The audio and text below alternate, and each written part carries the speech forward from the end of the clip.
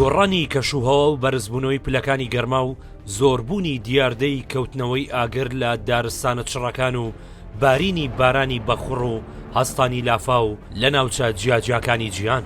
گیان لە دەستدانی سەدان کەس و ئاوارەبوونی هەزاران خێزان و بێسەر و شوێنبوونی دەیان کەس، زەنگی ئەو هەڕەشەیە کە بۆ سەدەی 21 لێدراوە.